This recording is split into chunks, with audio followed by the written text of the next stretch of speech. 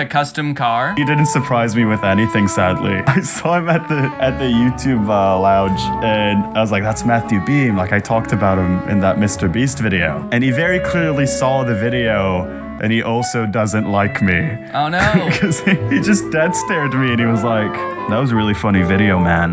That was like a really funny video. And then we just stood there in silence for a few moments before I left. His next video is I surprised Pinely with a custom knife. He kind of pioneered it, and to his credit, the vast majority of these videos are done with the consent of the people that he gifts. Besides the first one that he made, which is the one that he made for Logan Paul. In this video, I will be customizing Logan Paul's very first car. It announced a massive giveaway where one lucky fan was gonna win his most prized possession. My Dodge Challenger, Logan Paul keeps trying to get rid of all this shit, and people are just buying it and giving it back to him all the time. Yeah, I'll buy it, but with a twist. You have to be in my video about you, and it's like, no, I just buy it. I don't want to be in any more videos, please. Friday, September 4th, 2020.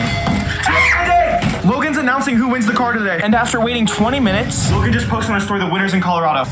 Now that the winner of the car has been announced, the goal is to track that person down and kill them. How are you even gonna find him? Luckily, finding the winner was really easy since Logan Paul tagged him on Instagram. There's so much, it's so fast. Yeah, this is awesome. It's almost like some sort of Mr. Beastification of YouTube. Matthew Beam always talks in interviews about how, like, he has this sort of, like, American dream started from the bottom type story, where, like, kind of took a big risk and took a massive loan for, this video and another one. But he already has, I think he had a collection of shoes where, like, each one of them was worth, like, 10 grand or some shit like that. So I don't know how much I believe that. Hey, that's still the American dream, man. The American dream is you start off rich and then you end very rich. So we just agreed on a price. I am so happy right now. Only one problem, I don't have enough money to buy the car, so we need a loan. This is about to be the biggest purchase I've ever made, and I'm just gonna give it away back to Logan Paul. It's so much money, and I still don't even know if I'm gonna be able to contact him. It would be a real shame if he doesn't manage to contact Logan by the end of this video. Yeah, by the end of the video, he's just like, guys, I don't know how to get in contact with Logan Paul. I spent so much money on this car, now I just have a stupid customized Dodge Challenger or whatever. We just arrived at the bank. Right there is where I'll be applying for my first ever massive bank loan. I'm risking my entire future for this one single video. It's not a good thing. There's something so strange about him, like, he's like actually filming himself, like putting himself into immense debt and like very much risking his financial future, but he's still like keeping up the YouTuber persona of being like, I am so scared right now, guys. We're about to go in there and potentially irreparably damage my financial security. And after weeks of stress, the car is finally mine. Just filling up Logan Paul's car with gas. You know, normal, bro. That's weird. The car is in awful shape. I don't know about this. It's gonna cost so much money to fix it. Yeah, that's probably why he wanted to get rid of it. At this point, this whole project becomes, he keeps up the Mr. Beast kind of cheer, but this project must be, like tearing his life apart. Yeah. Because he invested all the money into buying the car and then fixing it. And he's gonna need to customize it at some point as well. Yeah, I know. This dude must be really reaching the end of his financial rope in his gigantic car customizing warehouse. So I just woke up and Logan Paul messaged me in the middle of the night. He said, are you serious? I guess he saw the picture of the car. This is insane. I'm gonna message him. Hopefully he'll accept the car. Is that an excited, are you serious? Or like an, are you kidding me kind of expression? This fucking thing again. Yeah. This is the worst plan I've ever had. We're just gonna sit outside of his house like stalkers. Hopefully he doesn't get mad. You're home, baby. That's just so unsettling. Dude, I'm gonna be thinking about this every time I like sell a car or anything. I'm gonna be like, what are the odds that there's some like up and coming YouTuber who like dug whatever I just threw away out of the trash, or like just he bought the table I was selling on Facebook Marketplace right now and is like tinkering away in his workshop on it. This is a story about a man who's put everything into this car. His last resort is literally stalking a man and waiting outside of his house to get his attention, because he knows that if he were to get that would change his life. I want to see the video cut from this shot to like a news broadcast of like tragedy at YouTuber Logan Paul's house as deranged fan drives his own Dodge through the windows of his house. Matthew Beam arrested for vehicular manslaughter inside Logan Paul's house. He's like, this is the only way for him to see it. So we've been waiting outside of Logan Paul's house for about 10 minutes, and he did leave his old garage door opener in here. Should I try it? What? We've been waiting at least an hour outside of his house like stalkers. I do not like this at all. Please no one do this ever, but it's our... What differentiates between him and a maniac doing it? It's the same thing. I hope I spent so much money. We've had 10 months. That was the realest moment of this video. I was for about an hour. I realized this wasn't right and left. And I feel really bad that I just showed up uninvited like that. But I just spent so much money and didn't want... I don't think you did. I think you just didn't come out and you feel embarrassed about it. So you're like, I left because I'm a good person. Well, it's the sort of thing that the more you do it, I bet, the more you're like, what is wrong with me? Yeah. Like, what brought me to this point? Now, I think he edited out like hours of him like shaking the bars in front of Logan's house, like, come out! This hotel is sold out, so now we gotta go somewhere else and wait more. So Logan just posted on his Instagram story that he is on the way to Puerto Rico. So this is the end of the video? He never gets to see the car? He's just stuck with the car now. Logan Paul has fled the country to escape Matthew Beam. It's almost been a year and a half since I bought Logan Paul's car. And over the last 6 months, I've continued to try to give Logan the car. But I've realized it's basically impossible to do. And I've also realized how much this car means to me. Damn, so he's like super attached to the car now. He's like, I wouldn't even give it to Logan if you wanted it at this point. It's my car now. Yeah. And someday he's gonna throw the car away and then some deranged fan is going to do the same thing to him. If Logan Paul's career ever falls off, he tries to give the car back to Matthew Beam. So that kind of led to... Oh, I remember this. The guy asking for the job from Logan. I quit my job legit 2 days ago. I came up here, took a risk. I'm originally from Ohio. Did you sneak up here? No, I didn't sneak in here. I didn't sneak. What do you mean sneak up? Like on stage? Or you just like... Yes, I did. You didn't... No, I didn't. Wait, what do you mean? Oh, here? Yeah, I did. It took him about a second of being called out to actually admit to it. Yeah. So yeah, I mean, this is like a really big video. The story is, yeah, that he just went backstage to Logan's show, and then Logan Paul was like, do you have anything that you can offer me, any skill, anything? I'm sorry, I just... Did you print the ticket and stuff? No, like, I just needed to talk to you. I'm trying to talk to your brother. I'm trying to talk about business, trying to get a job. The Matthew Beam version of this video would be finding an employee that Logan Paul fired, giving them a makeover, and then bringing them back to Logan Paul. They'd be like, look, he's hot now. I was having dances. I did like that. I did that video, you know. What are you good at? I could do TikTok dances for you, Logan. Why would I need that? So all of this essentially culminated in this guy who just wanted to give Mr. Beast a little piece of cardboard. I just got rejected by Mr. Beast, and I'm honestly so happy. Yeah, I don't want to brag, but I just got a restraining order from Mr. Beast. So he's got kind of the same energy as Matthew Beam at the end of the video, where he's like, actually, I didn't even want to give him the cardboard cutout. I really like the cardboard cutout. I'm gonna keep it for myself, actually. We are filming a video. If you look at any of my past tweets, any of my past videos, you will see that this was what I was talking about, is the fact that YouTube encourages a harassment culture. This was all planned out in advance. He planned that he will post the picture of him and Ryan Tran with the cardboard cutout, and that Mr. Beast will get angry because he's actually against people stalking Mr. Beast. So he was gonna prove it by doing it, but then Mr. Beast didn't let him do it, so he's so happy. Yeah. It kind of sounds like his video is about the same thing that this video is about. It's about like, hey, stop harassing YouTubers. So why didn't we do this? For this I don't video? know. We're not as smart as this guy. I guess he has not. way better ideas than us. How much do you want to bet that if Mr. Beast did accept the cardboard cutout, he would have deleted all those previous tweets and just posted a video being like, delivering cardboard cutout to Mr. Beast? Will I be trying to harass and stalk Jimmy today? No.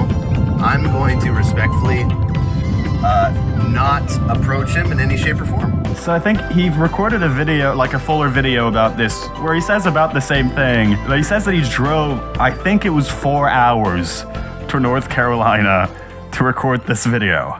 Maybe I'm missing something here. I don't get how he would have proved a point about not stalking someone by driving 4 hours to their home. Yeah, maybe it's gonna be some kind of experiment where he actually does. If it worked out, he was gonna post a video like it was real the whole time. Like, you know, I delivered Mr. Beast a cardboard cutout, and then follow that up with a video to be like, see how well that video did? That's because YouTube promotes stalking, harassing, yada yada yada. Now we've arrived to this guy, Phidias, who's made this video. I spent 100 hours in the world's poorest country. I added a little sound effect to click on for this. Banger video, by the way. I just want to show you a few little YouTube shorts where he tries to track down Elon Musk and give him a hug. I'm at 10 outside SpaceX, and I'm going to be searching for Elon Musk. Until he accepts, give me a hug. This is day one. How many days did you think that he did this for? 2. There are... Yeah, I think he did this for 70 days. Really? Do you think he actually did, or did he just film all of those in one day or something? Oh no, there's a lot going on. 5 a.m. in the morning, and it started raining. Day 7, staying outside SpaceX until Elon Musk hugs me. If you took Matthew Beam and just turned his dial one more notch unhinged, this would be him outside of Logan Paul's house. It's interesting because it's more unhinged, but because his editing isn't quite on the level of Matthew Beam, it feels so much more real, like the fact that this is actually happening. Yeah. Whereas with like Matthew, I mean, he's spending like 50 grand. You don't really get that impact in the video as much as like this guy living in a tent for over 2 months. So on day 27, this happened. Musk finally noticed me. After 27 days of living outside SpaceX, yesterday I asked my followers on Instagram to go spam his mother. What the fuck? Dude, this is like, I know that like I will never be anywhere near as famous as Mr. Beast or Elon Musk, but this is making me want to not be on the internet at all ever again. If there's even a slight chance that someone is like, tries to get in contact with me like that, that's enough to send me away forever. You'd have to move to Puerto Rico to deal with that. What is good about Twitter is you can complain about spamming on Instagram. Phidias asked his IG followers to spam me. I have removed over 500 comments. Elon Musk, please do not hack this malicious man. I never wanted to cause you trouble. This is Musk, I'm sorry. How did you think that getting your followers to spam his mom would go? Right, yeah, what the hell? And on day 33, he gave up on being outside of SpaceX. To leave SpaceX. This was a very difficult decision for me to leave from here. I want to move and stay outside Twitter headquarters. That must have been a really hard decision for you, man. I'm really sorry to hear about that. So, you're telling me that on day 27, Elon Musk's mom was like, Elon will never hug you. And Elon replied to that basically being like, that is correct. I will never hug you because you harassed my mother. And you're telling me that after this, he still spent like 45 days trying to get Elon to hug him. I think all these videos are the definition of sunk cost fallacy, because like everything that you do depends on this one moment where this person notices you. That like, you've gone for 27 days. You just have to keep going. Elon Musk was coming from this direction and I was going to this direction. He saw me and we locked eyes. He started moving very fast to the other direction. So he's aware of him being a menace and trying to like sprint out. I'm disappointed because my favorite person in the world and he avoids me. Not the coolest feeling. This is actually deranged. This is so fucking weird. This guy is actually just stalking Elon Musk and pretending it's for a YouTube video.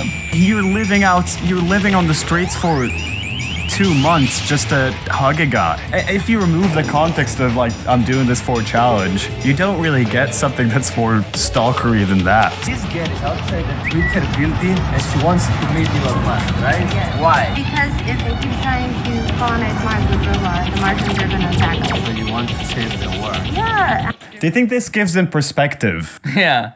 That's weird. The only other person out here stalking Elon Musk is crazy. I'm going to give letters to Twitter employees in order for them to pass them to Elon Musk. I'm going to wait here. How does he not... How does he not understand at this point? Guard of Elon Musk came and he said to me, come, we're going to do the hug now. And on the way that we were going upstairs, he said, you are going to have only your phone and you're going to only take a picture. And I said to him, no, I want to take a 10-second video. And then he came down and told me he's not going to hug you tonight. Oh my god. It's like a Joker kind of story. Yeah, so this is... Do you think this actually happened? He's been doing this for 65 days. I think he's having a real mental breakdown. I think that was a mistake because he's so busy with all this stuff and he accepted for me to go and take a photo with him. And I wanted more. That is kind of funny that Elon Musk finally agreed after this guy's been living on the streets for 70 days or whatever. And he's like, actually, no. Let's play with him a little bit more. I like it. I respect that. So you were wondering how many views this got. The answer is 10 million. Oh my god. Holy shit. Okay. After 3 months of struggling, I finally received the golden text. They said, come now to get the hug. I love your communication because you are not very easy to articulate things. But you say things very simple, but you are this kind of weird guy, which is so cool. He calls him weird? Elon, I've waited here for 3 months, and I just wanted to tell you, you're a bit weird. What the hell's wrong with you, man? Oh my god, thank you guys for watching. I love you. Goodbye. Persistence is very important. You should not give up unless you are forced to give up. Bye, Danny. Yeah, I'm moving to Puerto Rico, man. So, like, who is the next person to harass for YouTubers? Ooh, okay. So we've had Logan Paul, we've had Mr. Beast, we've had Elon Musk. I think the next person for me to stalk is...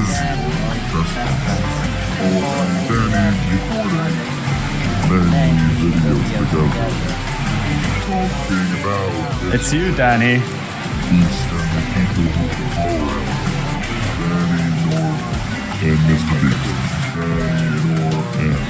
Try to open your door, Danny.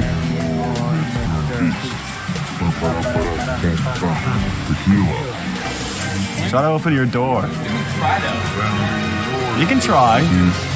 It's not gonna open. Okay. Do you wanna record a video?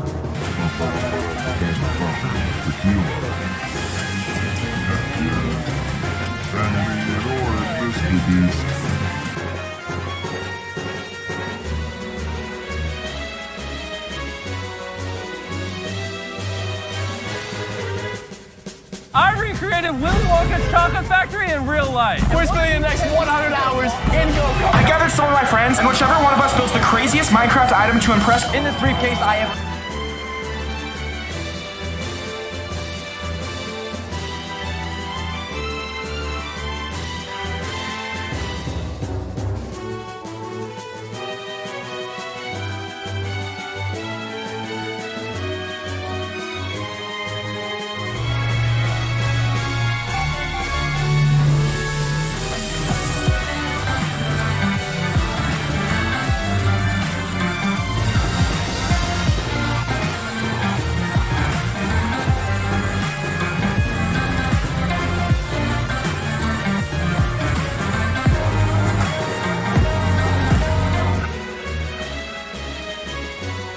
Twitter's early success was its proximity to celebrity, fame, and power. Celebrities used Twitter to spread their brand, and they usually had someone to do it for them. Chris Evans does not follow you on Twitter. Chris Evans's social media manager follows you on Twitter. Politicians used Twitter to repeat talking points that were discussed and agreed upon in small caucus meetings and telephone conferences among party leaders. Only a handful of prominent politicians are actually typing their tweets with their own thumbs and with their own phones, and it's usually politicians with no impulse control. Everyone else has someone else. Political tweets exploded in the 2010s. Twitter reacted to these tweets as if the politicians themselves were shooting from the hip with improvised, passionate, personal tweets. And under this false impression, users retweeted these talking points, becoming unpaid volunteers for one of the two major political parties in the United States. Politicians and their staffs, mostly their staffs, started taking Twitter seriously. Twitter's microblog format and character limit made it the perfect soundbite delivery system. Short, punchy quips that purposefully lack context that would allow people to refute them. Twitter became the town hall for politics. Not everyone was actually on Twitter, but that did not matter because local and cable news would report on tweets. Its actual user base was less significant than how it was reported. Voters without Twitter accounts still learned about its goings-on and still felt its effects. Ordinary users got invested. Twitter politicos who gained enough of a following were eventually retweeted and followed by politicians' accounts, earning themselves credibility. It allowed journalists greater access to politicians, but it also allowed pseudo-journalists the same level of access. It benefited politicians to befriend these ordinary Twitter users too. This symbiotic relationship allowed fringe memers and posters a seat at the table, and nothing was ever the same again.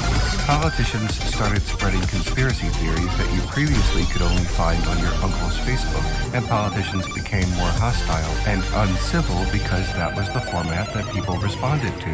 If you have ever wondered why political discourse in the United States now resembles political discourse on social media, now you know.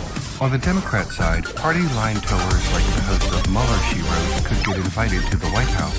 On the Republican side, far-right provocateur Nick Fuentes could get invited to Mar-a-Lago, even after he became a non-factor on Twitter.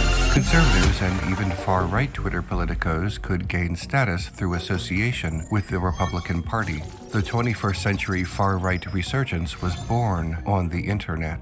Liberals could gain status through association with the mainstream Democratic Party, but the actual left could not, because there is no leftist party in the United States to endorse leftist accounts. Twitter was more helpful to the right than the center because the Democrats don't move far from the center, but Republicans could adopt garden variety conservative Twitter accounts and far-right Twitter accounts. The far right has advanced so far because it has been adopted by the Republican Party, and the Democratic Party can't fight it because it refuses to adopt the actual left. Liberalism cannot fight fascism. By 2017, Republicans could routinely retweet racist, homophobic, transphobic, Islamophobic, and anti-Semitic memes with little pushback because the Overton window had shifted. Before Donald Trump was the 45th president, he was the world's most successful Twitter troll, making anti-Semitic jabs at liberal mainstays like Jon Stewart and racist jabs at then-President Barack Obama. When Trump was sworn in as president, not in spite of his behavior but because of it, the window of acceptability changed in American politics. Many have argued that without Twitter, Trump would not have been able to spread his right-wing, reactionary brand in the lead-up to his presidential campaign announcement. In other words, without Twitter, Trump would not have become president. But he did become president, and the modern form of Republican Twitter was born. For the uninitiated, every significant topic, interest, and demographic on Twitter uses this naming convention. These corners have no lines of demarcation nor official status. They exist through informal thought leaders, hashtags, and common topics.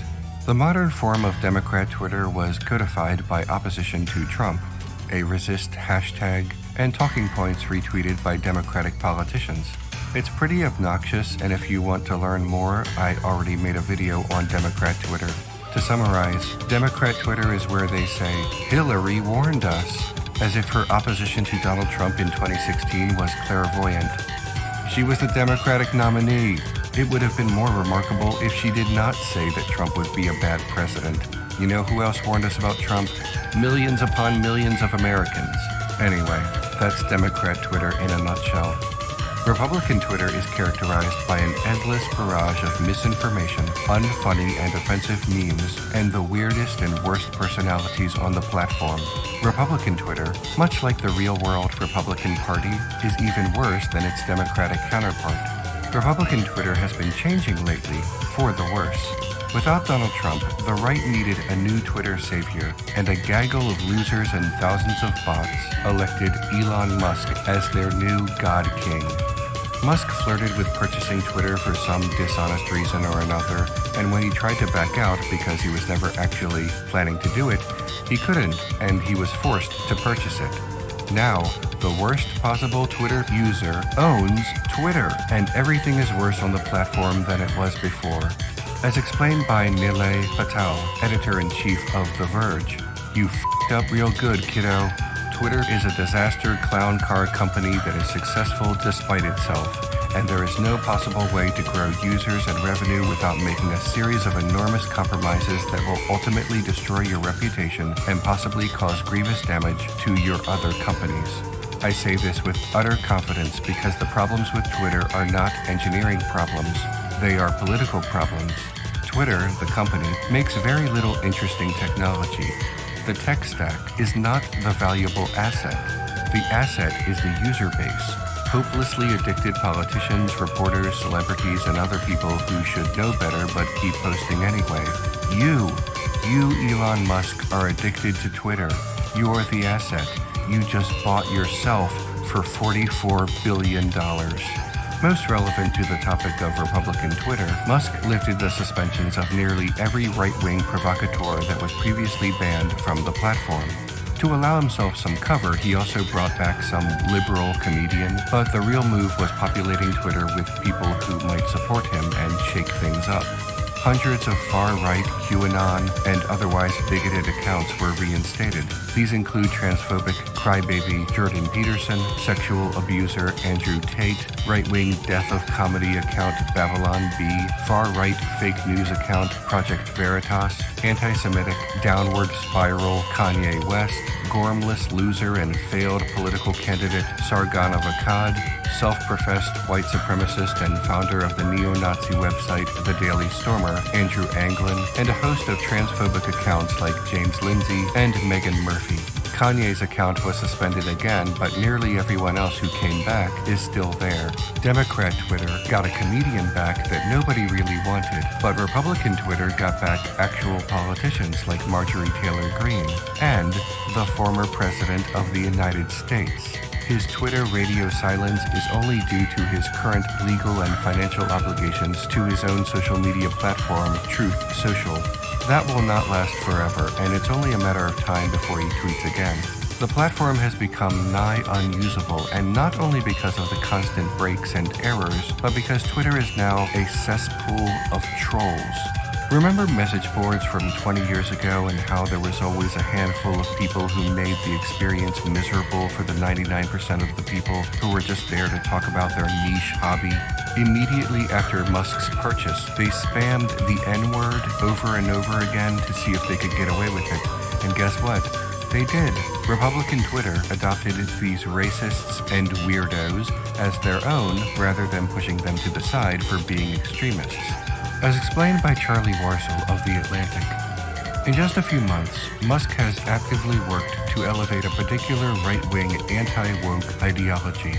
He has reinstated legions of accounts that were previously banned for violating Twitter's rules and has emboldened trolls, white nationalist accounts, and January 6th defendants. Musk's own rhetoric has moved from trolling to dog whistling to outright conspiracy peddling, and it has intensified in recent months, culminating in his recent anti-Semitic remarks about George Soros. A stroll through Musk's replies on the site reveals the extent to which one of the richest men in the world spends his time replying to far-right influencers and nodding in approval to their racist memes. Social media platforms are not strangers to far-right extremism. Mass shooters often leave a lot of evidence on Facebook, and there are social media apps designed for the right from the ground up. Parler, Gab, Getter, Truth Social, to name a few. Alternative right-wing apps are now redundant because one of the biggest social media apps available, Twitter, is now, for all intents and purposes, just as right-wing as Parler and about as friendly to Republicans as Truth Social. There are other related factors that have led to the rise of the right on Twitter, but all the modern examples are pretty much related to Elon Musk. For one, many journalists and major news outlets have understandably quit the platform in protest, leaving fewer voices to counter the right-wing mob. For another, those who buy glue are more likely to be a Musk adherent, and the platform prioritizes these accounts while diminishing the visibility of other accounts.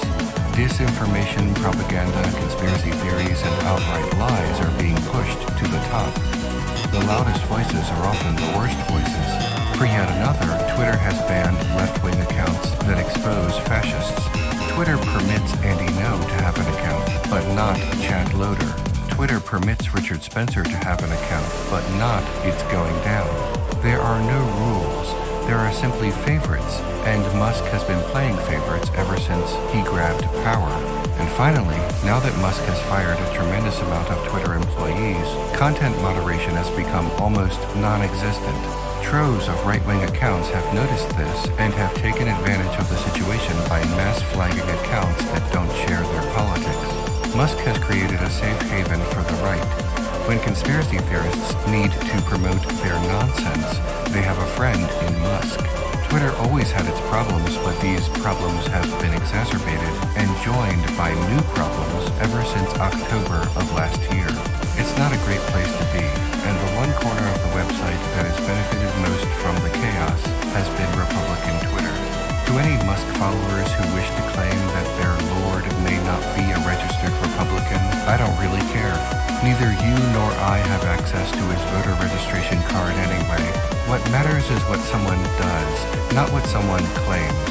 Right-wing agitators love to call themselves classical liberals all the time, all the while spouting far-right talking points. This means nothing. Increasing hostility has allowed for other microblogging social media apps to take their shot.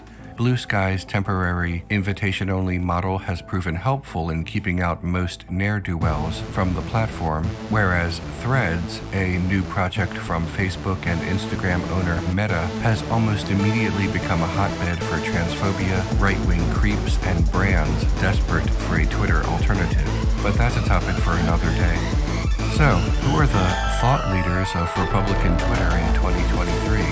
First things first, it's important to understand that most people don't rise to the top of Twitter organically.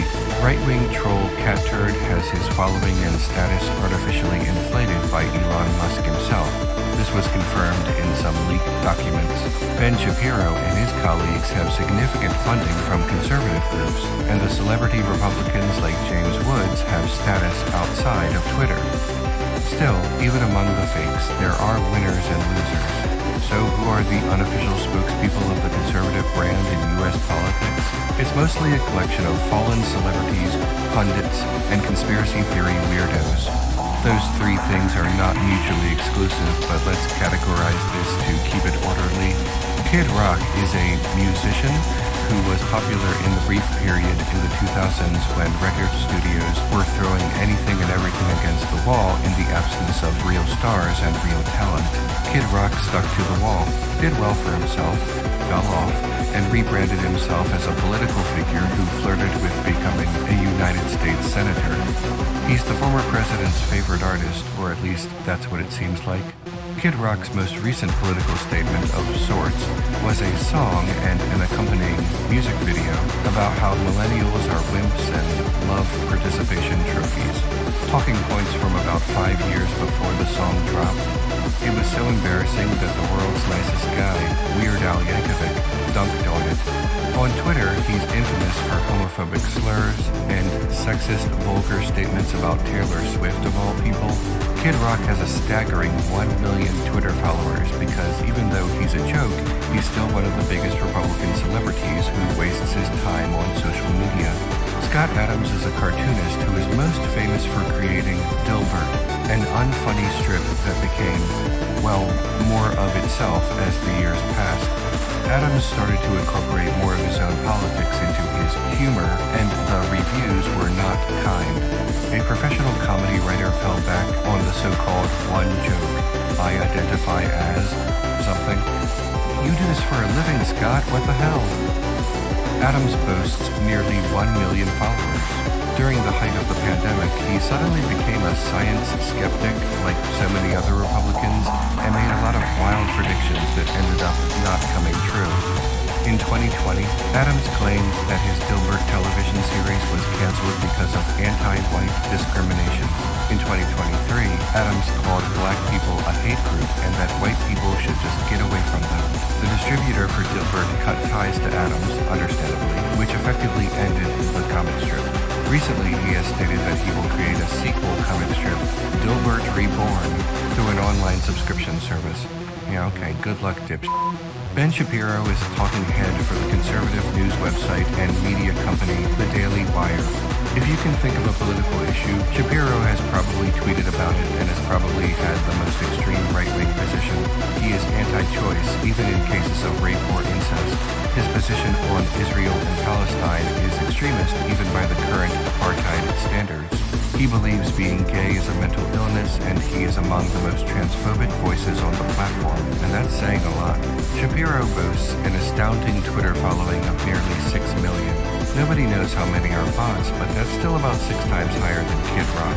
Until recently, Tucker Carlson was the biggest star on Fox News. His daily Tucker Carlson Tonight was a ratings juggernaut, spewing white nationalist talking points with only the tiniest whiff of plausible deniability.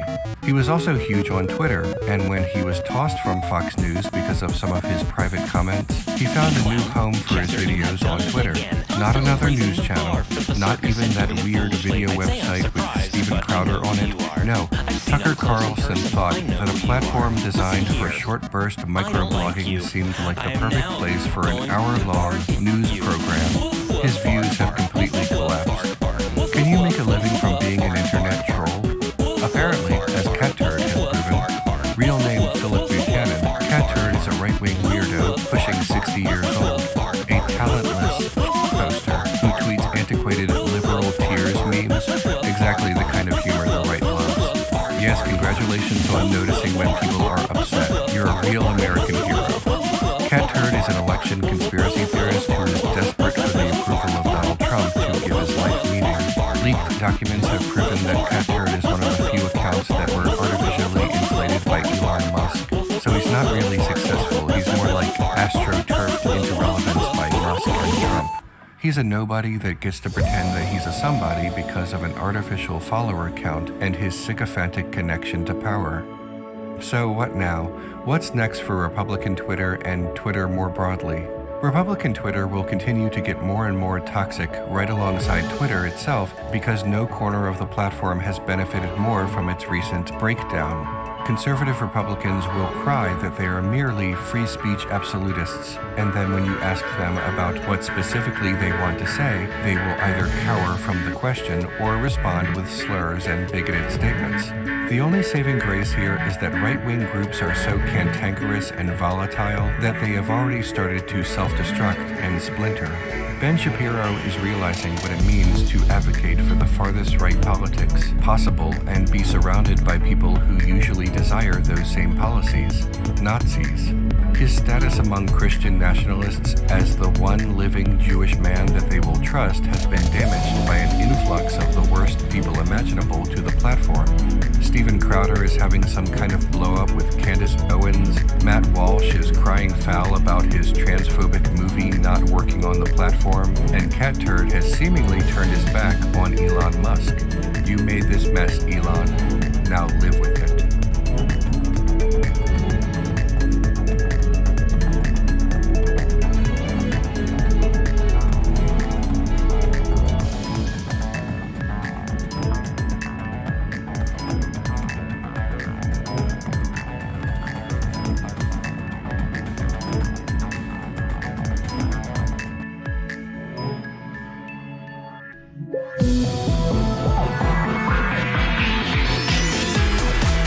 Hello and welcome to Factually. I'm Adam Conover. Thank you so much for joining me once again as I talk to an incredible expert about all the amazing things that they know that I don't know and that you might not know. Both of our minds are going to get blown together today. We're going to have a lot of fun doing it. Now, if you hadn't noticed, we are in the middle of a full-blown Stage 3 Code Red hype cycle. Its subject, artificial intelligence. To see how deep the hype hole goes, just type the phrase AI will transform into your search bar, and you'll see articles about how AI will transform lives and labor markets, how AI is set to transform the construction industry, how AI and machine learning will transform your legal department, even an article that dares to ask, can AI transform the skincare buying experience? You know, as if I need a large language model to understand the importance of moisturizing. Please, I know how to take care of my skin. Now, it's not like generative AI isn't a real thing, or that there aren't good and bad, maybe very bad repercussions to come from its development and adoption. We're in early days. It's just that this current wave of hype and those headlines promising transformation in every conceivable sphere, well, it's something we've seen before. and it is bullshit. Remember the good old days of 2022? Well, that year was filled with headlines about the metaverse, like, will the metaverse really transform our lives? Or how the metaverse could change work? And of course, you guessed it, how the beauty industry is entering the metaverse. Okay, well, as we all know, Mark Zuckerberg's multi-billion-dollar gamble on the metaverse was a total flop. Even the Wall Street Journal talked trash with the headline, "The metaverse is quickly turning into the metaverse." Get it? They're up with the kid lingo over there. Well, the metaverse wasn't even the tech industry's only hype wave to crash on the rocky shores of reality last year, because cryptocurrency also went up in flames. The industry's resident genius, Sam Bankman-Fried, turned out to be a wildly corrupt and incompetent fraudster who is now awaiting trial. And the crypto collapse didn't just hurt something that doesn't matter much like Mark Zuckerberg's ego, it had serious consequences. It wiped out $2 trillion in value in 2022, and many of those vaporized dollars belonged to normal people who had bet the farm on the crypto hype cycle. So why do we have these repeated hype cycles over and over again? Well, here's the fundamental problem.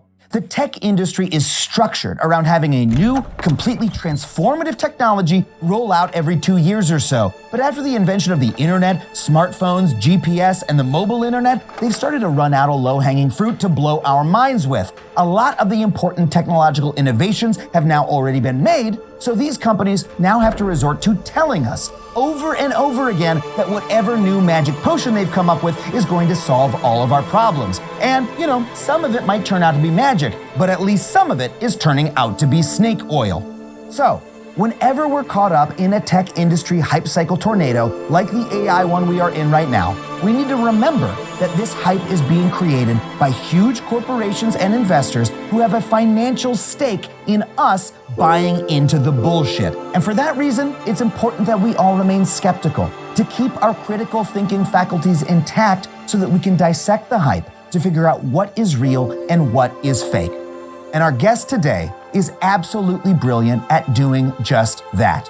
His name is Dan Olson, and his video essays on the YouTube channel Folding Ideas are essential viewing, whether he's ripping apart NFTs or the metaverse. So I cannot wait to talk to him about what he has learned about tech industry hype cycles and how they might help us think a little bit more critically about those yet in our future. But before we get to that conversation, I just want to remind you that if you want to support this show, you can do so on Patreon. Just head to patreon.com/Adam Conover. For $5 a month, you get every episode of this show ad-free. Plus, you can join our community Discord. We even do a live book club every couple months where we read a book together and discuss it. It is so much fun. We'd love to see you there. And of course, if you enjoy stand-up comedy, don't forget that I am going on tour this year. If you live in Illinois, Maryland, Missouri, or Rhode Island, please come see me do my brand new hour of stand-up in a city near you. Head to adamconover.net/tour dates to get those tickets. And now, without further ado, please enjoy this conversation with Dan Olson. Dan, thank you so much for being on the show. Glad to be here. Thank you for inviting me. I've admired your videos for so long. You had a huge video about crypto and NFTs, came out last year, right? Yep. And when I say huge, I'm talking, it was like 2.5 hours long, something like that, wasn't it? It's a very long, you make very long YouTube videos. 218. Okay. And you have a new one out about the metaverse. Yeah. Came out just a month ago. And so I'm curious, what got you into making these videos? Because there's something that both of those have in common, right? Yeah. There's some themes shared between them. What is it that attracts you to these topics? So the big thing is narrative. Like these are subjects that are effectively like they're products that exist almost entirely as this narrative that runs both in parallel to and ultimately, like sort of the point of the videos, disconnected from sort of the reality of what they are. Yeah. You have this story that's being used to sell them, but the disconnect between the story and the actual thing is just this immense gulf, and I find that fascinating. Yeah, and by the way, it's impossible not to bring up AI as we talk about those two things. I see the similar gulf there where people talk about, oh my God, here's what these are, whether metaverse, crypto, or AI. here's what these products are going to be used for. In just 2 years, they're going to change the world. And then you look at the technical details of what they actually do. Yeah. Whether it's what the blockchain literally does, how it's used in practice today, or what a large language model, which is the technology that everyone's excited about, how it literally works. And you immediately have trouble connecting A to B, connecting the two ends together to see how the possible use cases that people are floating have anything to do with the technology at all. I mean, is there a particular example from, say, the metaverse video that leaps out to you of what people say is possible versus what actually is? I mean, just it's difficult because to pull out a specific example. I mean, probably the big one would be like this, the rhetoric, the narrative of like people are going to like move into, like they're going to move to the metaverse. They're going to move into the metaverse. And we use sort of the language of like, you know, living online, like being too online and whatnot. But the thing is, the disconnect ends up being that you get this narrative of like moving to the metaverse. You know, people are living in the metaverse, but they're not. You know, I don't live in World of Warcraft. I don't live on Twitter. You know, even if we say it like, you know, metaphorically, we know that it's a metaphor. And the problem is that the metaphor of like move to the metaverse, we should be able to cut through that pretty easily because it's like, it's a website, it's a tool.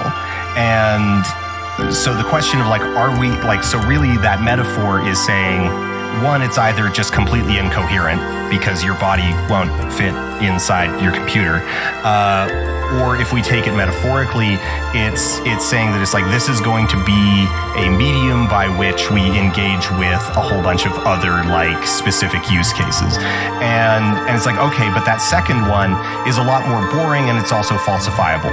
We can look at that and we can say like, okay, wouldn't it be cool if a website was 3-dimensional and like you could put on a VR headset and wander around inside a website or like whatever that like implies.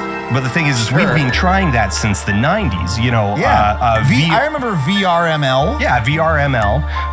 You know, we've been rudimentary VR markup language for websites from the late 90s that never took off. But I remember reading Wired magazine in like 1998 and reading about it. And Wired has, they've got a great postmortem on it from about 18 months ago on VRML and like kind of like what became of it and like the fact that it is sort of like still around as this very niche like hobby sort of thing.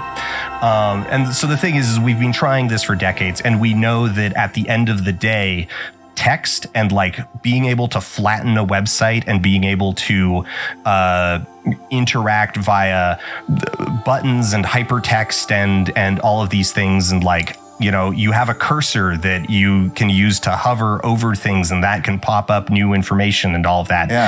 That level of like abstract interaction is incredibly powerful and more useful for more contexts, like just so many contexts that it's like Twitter is not going to be a better experience if it's 3-dimensional. Ordering stuff like an online store, we tried 3D online stores that you walk around and look at, and then it's like, but it turns out if we just create like a flat page with a grid of like product images and short little text descriptions, we can fit in so much more information.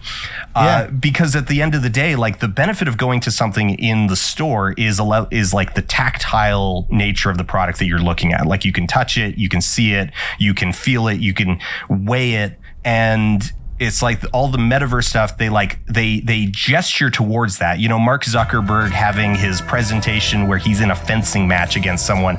And it's like, yeah, but it's not going to play out that way because you will never be able to like physically interact with someone via the medium. No one will ever be able to shove you in the metaverse and make you fall over in your house on the other side of the world.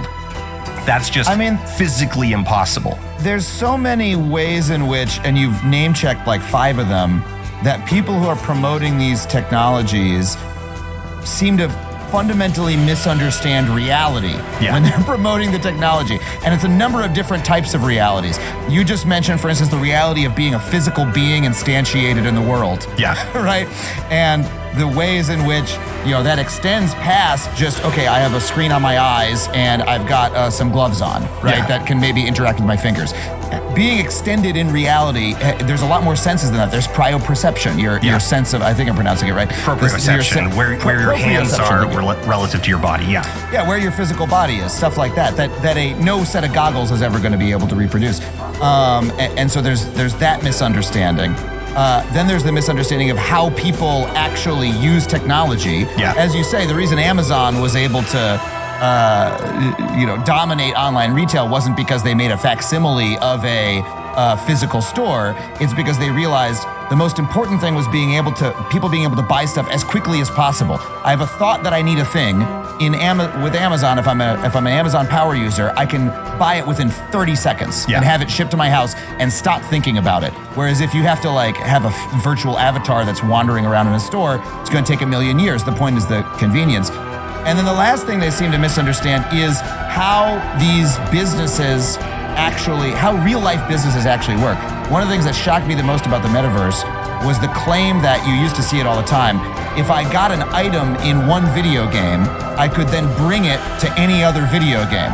And I was like, the people making this claim, I guess, don't play video games? Yeah. Because that doesn't make any sense. It doesn't make business sense. It doesn't make technological sense. It doesn't make video game sense. Okay, so I'm playing Diablo, and I get a sword in Diablo, and I want to bring that sword to Zelda Breath of the Wild, right? Yeah. Well, the game mechanical effects of that sword in Diablo are completely different than in Zelda, right? The weapons work fundamentally differently. In Zelda, they're physical objects that you can throw and have, they're extended in space. In Diablo, they're basically just little, it's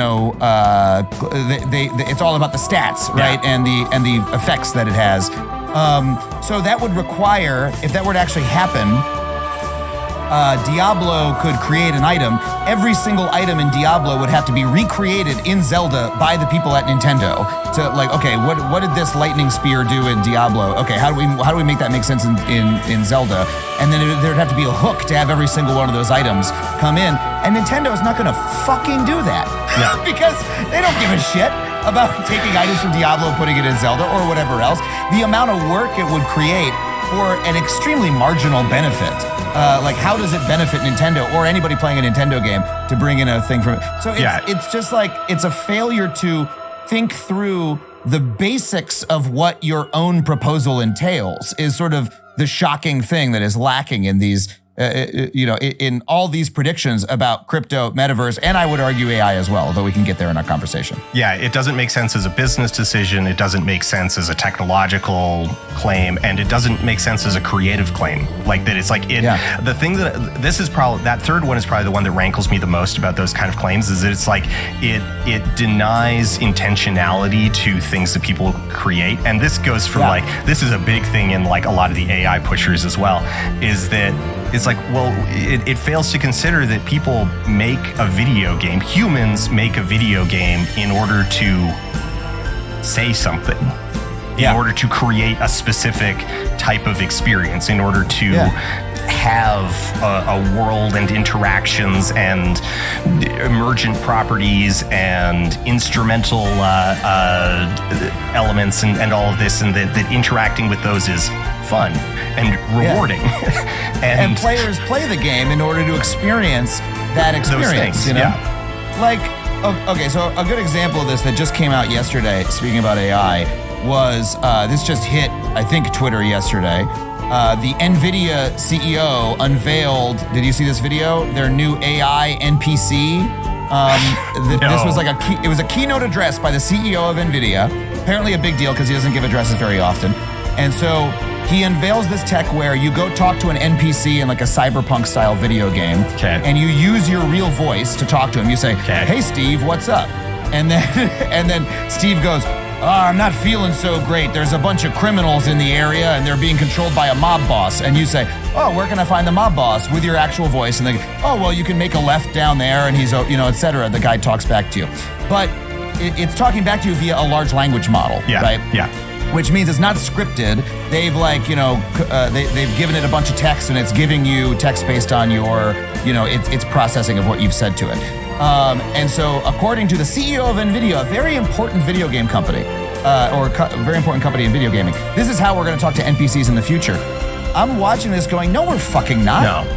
Like, because as soon as you give a video game player a completely unbounded text input where they can say whatever they want, all they're gonna ask it is like, what color the president's dick is, you know, or like, hey, would you, they're gonna ask it to perform sex acts with them. They're just gonna talk to it about nonsense all day long. They're gonna try to get it to say weird stuff. The quest isn't even gonna come up. Right? And that's all that they're creating. Every single NPC is going to be a bizarre conversational sandbox where you try to trick the AI into doing weird stuff. Yeah. That becomes a completely different type of video game. An NPC quest giver is there to give you a quest so you have something interesting to do. Gameplay only works because of constraints that are placed on the player, and the lack of understanding about that from a CEO for a very important company in the gaming space was kind of astounding to me, that he didn't watch his own demo going, well, this game would fucking suck. You know, like what I've presented. Maybe there is the use of large language models in video games, but it's certainly not what they presented. No. And I mean, just to point to a very basic thing with that, like when the Nintendo Wii and DS came out, you know, they had integrated sort of stuff like they had integrated multimodal interactions. So, you know, shout into the microphone in order to do a thing in WarioWare. And people, you have fun with it the first couple of times, like talking to your DS, and then you realize that like, oh, it's just looking for like literally any input at all, and I can just blow on it. I can just blow on the microphone, so that if I'm playing on the train, I'm not sitting there chatting to my video game, but I can still play it. Like, so it's this kind of like lack of understanding of like the actual physical act of interacting with the software that sort of seems to elude a lot of these people in a very bizarre way, where it's like you're in charge of a very big part of the industry and you don't seem to understand just like why people would find this awkward and weird, and makes it very clear that it's like they have literally never taken even 5 minutes to get someone who is not a yes man to like interact with the thing, because as you said, like, okay, let's just pull in 3 random Redditors, give them access to this thing, make the NPC female, and realize our mistake very quickly. Yeah, and it's also a complete misunderstanding of how the product that they're talking about is made. They don't know anything about how video games are made. They don't know what design is. And not to get too far afield, but I see the exact same thing in the ideas about replacing TV writers, which is what I do with AI as well. People who think that that's possible don't understand how television is made. They don't understand what writing is. They don't understand what the job of a writer is. We don't need to get too much into that. I want to ask you about, your last video. You explored one of the metaverses that has had the most extravagant claims about it made, Decentraland. Yeah. And if you could just summarize what you found, what was the gap between promise and reality there? Oh, the gap between promise and reality in Decentraland is the Grand Canyon lengthwise. It's kind of monumental. Decentraland has been struggling and it was limping along and on like the verge of death. It was saved by Mark Zuckerberg. It was what was it initially pitched as? Okay, so it was initially pitched as a virtual reality space, basically an MMO with user-generated content and a real estate model. So you would purchase blockchain, right? On the blockchain, yeah, a crypto product. So it has its own crypto coin. It has multiple crypto tokens that signify various other things. So one of them, the most important one, is land. So you have this artificial scarcity of this digital city. People purchase plots and then they build on the plots using various like model construction software. And this sounds extremely similar to the video game Second Life, which again I played in 2002. 2002, yeah. Was a game it's a 3D virtual world where you can buy land and you can sell products on it for fake digital currency. And this seemed like basically the same idea plus blockchain. I enjoyed Second Life. Yeah, VR Second Life plus blockchain was kind of the pitch in its initial form, and then it turned out that like the developers just simply weren't skilled enough to produce even a tenth of what they had promised, and so it was very much like, you know, just the we have McDonald's at home, and then, you know, McDonald's at home is just like 2 slices of bread with some bologna. The gulf was wide, and the claims just like very, very like quickly got winnowed down. VR just sort of like quietly disappeared from the things that it was supposed to be, even though that was a foundational claim. And that one's like astounding to me because, you know, knowing what I'm not a game dev, but I have like dabbled in it, and I just like knowing how things are made. So I watch a lot of documentaries about game production. I follow a lot of game designers on Twitter, and I love like listening to like, you know, GDC talks and whatnot. Like, I'm just fascinated by that stuff. And so the simple fact that like VR went away so quickly, it was like, oh, you were never actually building that. Because VR, like I'm a VR aficionado. I like VR. I spend a pretty like decent amount of like just personal time like playing, you know, Beat Saber and stuff like that. And the thing that you know if you actually like engage with VR as a product, like as an actual existing product, is that it's like there has to be a very high degree of intentionality, that things that are sloppily converted into a VR mode are just like awful. Like even if it was a first person experience, like it cannot just be like haphazardly ported. And so there are some things that started as like regular FPS games and got a pretty good VR port, but there's tons that are just like unplayably bad because they lack that level of intentionality. Yeah, if they weren't designed for VR from the bottom up, it's like not worth putting the headset on. I mean, I've played games that I really loved on the screen, but I didn't enjoy playing them on VR because I was like, it's not really worth the nausea for this experience. Yeah. Versus something like, you know, Beat Saber, which is like designed explicitly for VR. It's a game that can only work in that context. And like No Man's Sky is kind of my point too, because like their first version of VR No Man's Sky was like unplayably bad. And then they put a lot of work into it, and now it's playable, and like cruising around in your spaceship in VR, super rules. Everything outside of your spaceship is like, well, this is playable. Like I can see it, but it's like, if I'm actually mining for resources, maybe I'll take the headset off and do it the old-fashioned way. Yeah, because it's like it's a lot slower. You face a lot more like performance bottlenecks. You know, the gameplay is just a lot less interesting when you're like teleporting around a planet, just like zoop, zoop. Oh, it's like using node-based movement. It uses node, and you can use freeform movement if you enjoy the taste of your carpet and would like to have a very close and personal experience with the ground in the next like 15 seconds. But like, you know, and you can see that lack of intentionality because like the movement in No Man's Sky, if you're just playing the base version of the game, is tremendous fun. There's a great like sense of like inertia and physicality to it. You're jumping around, you're using your jetpack.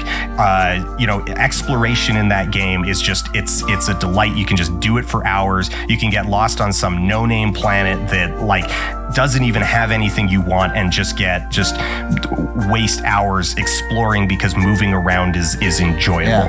And so the VR version of it has to strip so much of that out that it's like, okay, like what's the point anymore? And so vis-a-vis Decentraland, you sort of realized quickly that, well, they never had any intention. They never had any real intention. Yeah, if they were able to strip it out as easily as they did, then it's like they were never like seriously trying to make it, because it's not something that you can just like, oh, well, we'll build the like third person version first and then we'll work on the VR. And it's like, no, you could maybe go the other direction, but like, but that you're doing this in just fundamentally the wrong order. Your product is never like, it said that like emotionally they ruled out VR years before they ever officially like dropped it from the website. Or they never knew what it took to actually put it in, and they were saying it, glibly. Oh, well, it'll be VR, without actually having any cognizance. Because like Snow Crash is virtual reality, so of course it's going to be VR because we're building Snow Crash, and it's like okay,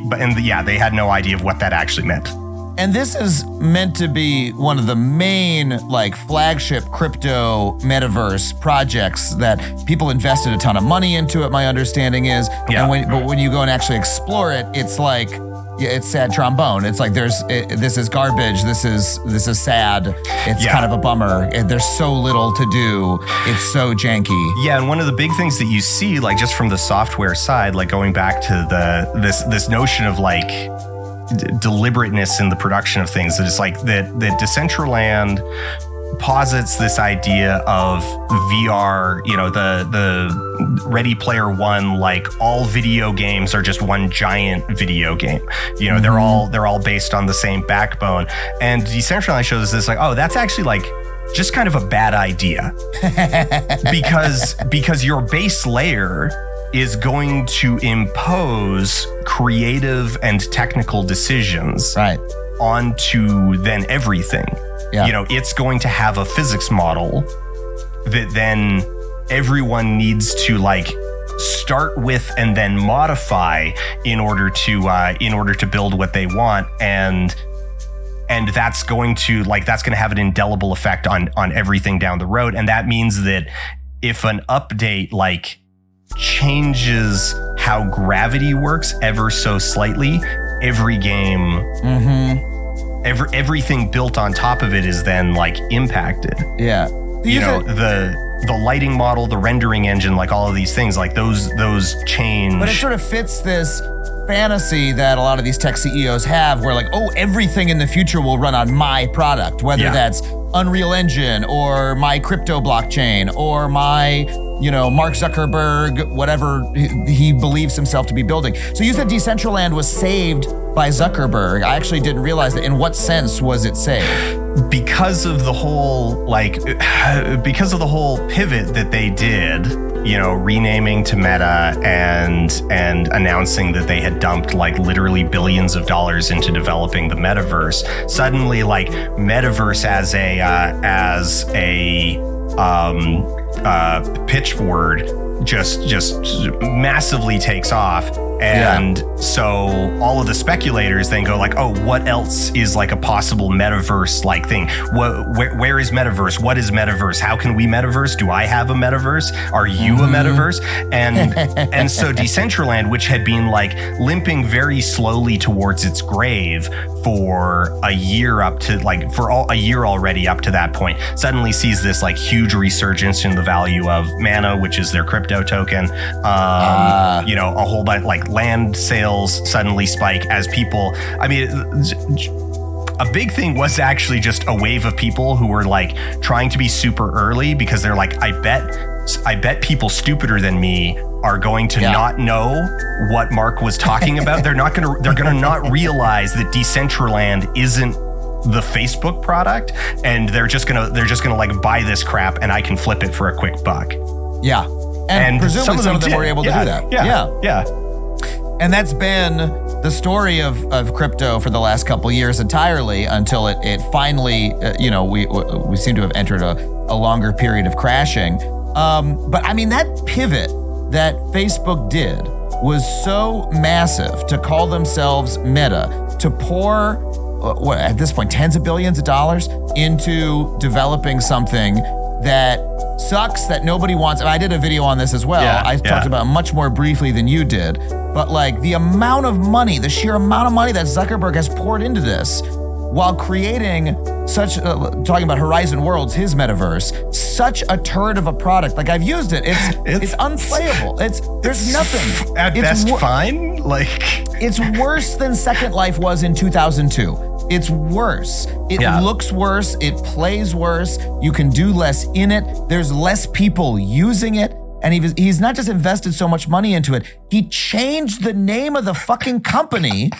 And by the way, he changed it, and now nobody talks about the metaverse at all. No. It's been like 9 months And now people have moved on to AI entirely, and he's having to repivot the company. And he's literally out there going, well, now Meta is an AI company. Does he have to change the name? Does he have to change the name of the company again? It brings a tear to my eye. It's just so beautiful. He's such a loser. He's just he got lucky once with an idea that like 50 other people were all 50 other people, hundreds of people on the planet all knew that something Facebook-esque was about to somebody just needed to crack that nut, and he just happened to hit it at the right angle. Yeah, he was the one who did it right. He was just bloodthirsty enough, He bought up enough of his competitors. He killed enough competitors in the crib, and he was able to build a monopoly that everybody hates. And then he lied to literally all of us in the media about pivot to video and fed us just bad numbers and killed our websites. But out of that, convinced himself that he is in fact, a modern techno emperor who is philosophically, spiritually, mentally, emotionally, genetically fit to rule humanity, and then just to take an L of this size is poetic. And to personally take the L, not to shit on Mark too much. It's not just the company. It's not oh, the company made some weird decisions. It's like he put himself out there as the face of it, and personally, assured that it's the doubt. I have whipped the doubters in the company into line. This is my vision. He put his fingerprints all over it in public, and just it's beautiful. It's so diluted. I mean, even the fact that he's the guy hosting the concept videos, right? Who thinks that Mark Zuckerberg is the guy we all want to be like? The guy we all want to hear from? The guy who's going to explain this to us? I guess he must believe himself. I'm Steve Jobs. I'm one. Everyone reveres me, but everyone hates his fucking guts, and everyone thinks he's a loser. The right wing hates him, the left wing hates him. Everybody on earth hates the guy. He goes to Congress, he gets yelled at and sweats. He's not. And look, maybe not everybody has to be good on camera. To be a valid person on earth. But why does he think that he is? I mean, fucking hire Shaq to do it. Yeah. You can pay Shaq $1 million, he'll say whatever the fuck you want. He'll tell you metaverse is great. Why now? Why is Pinocchio out there telling us that? I'm sorry, now I'm getting personal. Yeah. Like Bobby Kotick is also an evil billionaire, and he has the good sense to not go on camera. Well, so what is it before we go to break? What do you think is the fundamental motivation that would cause Zuckerberg to do this? Because he's just raw hubris. I have to give him credit for being a smart guy. Yeah. In general, you would think he would understand that what he's building sucks. What is the business motivation for this enormous shitty pivot? I mean, my hypothetical at the time was that it was a political play in order to bury a bunch of bad debt and legal culpability for data harvesting.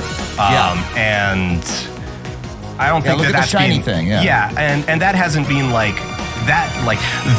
The size of the L does not justify that goal.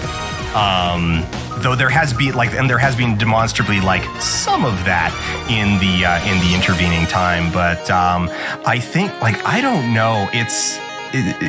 I'm fixated on that question as well. I think it might just be a combination of hubris, and the dude has gotten to a point where he's so insulated from reality that the numbers don't mean anything anymore. The volume of cash that has been put onto a barge, lit on fire, and pushed out to sea just doesn't register anymore. And that's because that and crime are the only things that make any sense to me. He's literally committing crimes of some sort. Of some sort that we just don't know about yet. Because otherwise it just doesn't parse. Yeah, but he clearly has some compulsion, some impulse, right? There's the Facebook growth impulse has always been there to get more and more billions of people signed up. To his whole thing about bringing the internet to places where there aren't internet.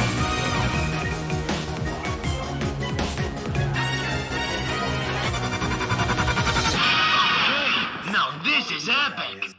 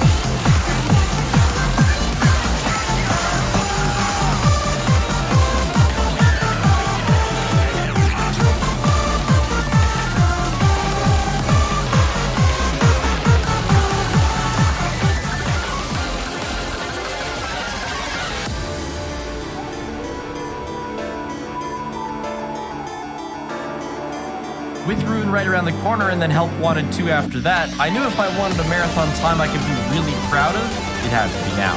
I've done 2 All-FNAF game marathons already, finishing in 17 hours, then 13. But those marathons weren't actually true All-FNAF games marathons because of 2 little spin-off games I didn't even know existed. Fury's Rage, which was made to appease fans when Security Breach was delayed, and Freddy in Space 2, which was made for one charity event that MatPat hosted. That makes 12 games. There's also AR, but it's not beatable, and it doxes you, so you can't stream it. Adding those 2 games would add almost an hour to the marathon. So if I wanted to finish all 12 games in under 12 hours, I would have to cut down 2 hours from my second marathon time, which was fairly well done, so I thought. Over the past couple months, I've learned more and more and more ways to save just little bits of time that when matched with playing really good, could get me under 12 hours. Little click team quirks, which half the games are made on, a better route for FNAF World, practice on 3 and 4 that I struggled with, practice on UCN, Pizza Sim, but most of all, Help Wanted. The 3:15 I'd gotten in my second marathon had the most time save out of any games by far. If I played it mostly deathless, I'd shave 45 minutes off right there. Everything was coming together. I knew more about the ins and outs of these games than ever before. Now that this is to be the last marathon for probably like 6 months or so, let me probably lay down the rules for anyone else wanting to try. Beat these 12 games. No reusing major skips such as Season Plus or Security Breach any percent, and you must get an ending that doesn't end the game early. So no bankruptcy, Pizza Sim, or all that consequences from that. No other reinforcements in the game are required, like FNAF Software, Red Bear, or FNAF Software. You can pause the timer to take breaks when you need, and if you want, beat the clown once. Here's the third marathon completed with a time I can really be proud of. Did you get an update? I saw like this shirtless guy with a bunch of chest hair, but I didn't know if it was real. I also saw the seal, yeah, that's real. I saw like a fat seal hobbling around in TF2. What do you do with it? You escort? I saw somebody like feeding it fish. Does it get fat? We won't be opening the boxes. It saves like 10 seconds every night to not open the boxes. Boop da snoot.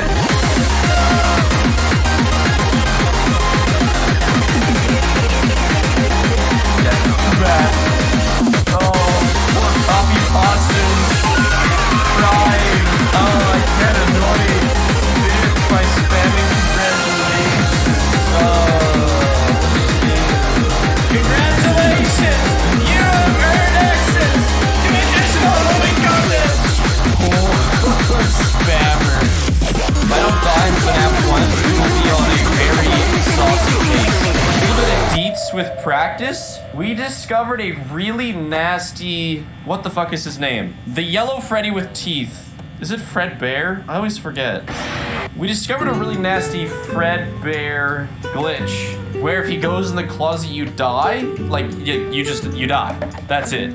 It's over. But it can be fixed by closing the game. So we're gonna do that level as soon as possible to see if we're getting the glitch or not. And then we can reset, whatever. But just so you know, that's the other scary thing. I was on pace for like a 2:25 Help Wanted run earlier this week, but then I got stuck on him because I had no idea what to do. Yeah, Nightmare Fredbear, yeah. How much meat do you think we could get off Chica if she was, you know, organic? I think we could get an absolutely absurd amount of meat off of her. You guys want to buzz off? Monkey on the car. Fuck off. Freddy is already there. It's 2. Chica's among us. Foxy is not among us, which is nice. Oh. Gone, good. Foxy is about to be among us. Okay, and it's done. We're done with Freddy.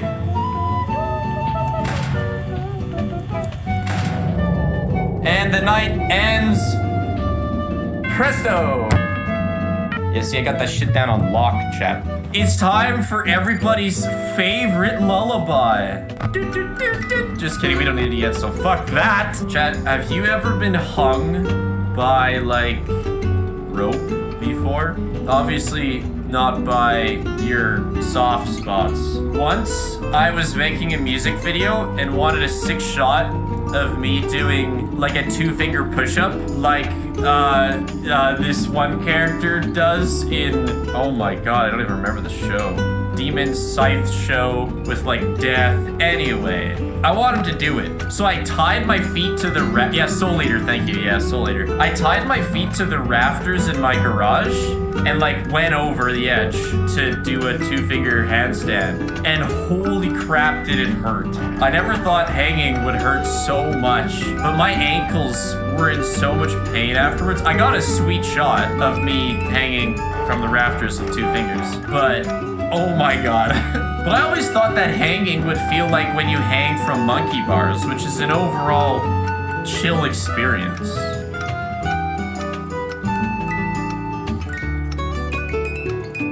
Chat, it says I'm waiting for help wanted.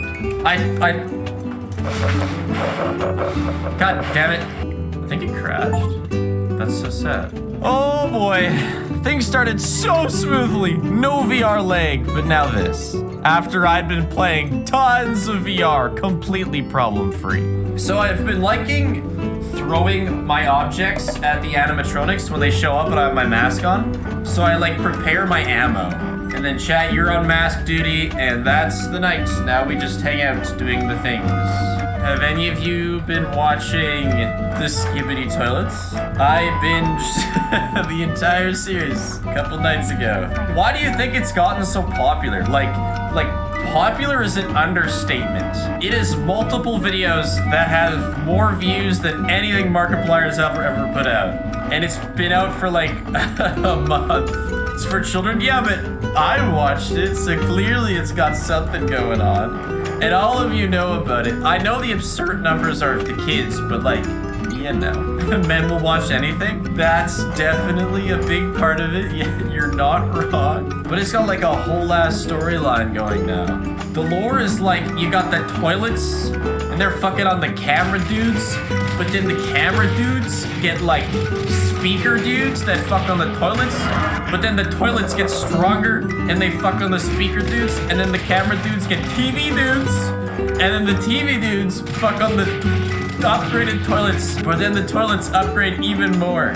Hey, next time we get Balloon Boy, I want to show you guys something interesting about him. Oh, my ammunition shit, I've already blown the microphone. I always forget that there's a world outside of the VR waiting to get slapped by my hand. Sorry, microphone. I do you dirty way too often. Are you telling? Oh, not again! I can't believe you, Help Wanted. You were so good to me earlier this week, and now here you are with the shit. At least it was 12, chat. Oh, here's something that some of you won't know as well. We don't have to do night 6 of this game. Since it was added after the game came out, it's not required to finish the game. So we'll save a few minutes, it's just not doing it, which is nice. So there's only 5 nights to this. Watch this. Look at him go, and he's gone. Ha! No! Help wanted. You can't. What am I even waiting for? Oh my god, what the shit? Okay, I fixed it via going to the PC. Didn't realize that was gonna be part of the run, but cool, I guess it is. So it's tabbing itself out, which is insane. I have no idea what's causing it to do that. Common meta L? I don't think it's that. Like, no tab is showing up over top of it, so it's like it's just taking a break every once in a while. Don't you love listening to the first 3 notes? I love the same couple notes playing over and over and over. On Tuesday, I did all of Help Wanted twice, 6 hours in VR. And when I tell you my eyes were burning, holy crap, they were burning. Come on in, big meaty lad. We're talking about how much meat we can get off Chica? Imagine how much we could get off this big ass. Man, let me go to the, holy crap. Oh, Help Wanted. You really are a special game. So true. I am indeed here somewhere. I actually died most to Nightmarion more than anything in my practice runs, so let's see if we can do better. Oh my god. Is there anything, chat? Any fucking indication of how I am doing this to myself? I don't know what could cause that, but it was happening because of Steam VR, because it stopped when I closed it earlier, but then I started it back up and it was fine. Can I unplug? Oh god.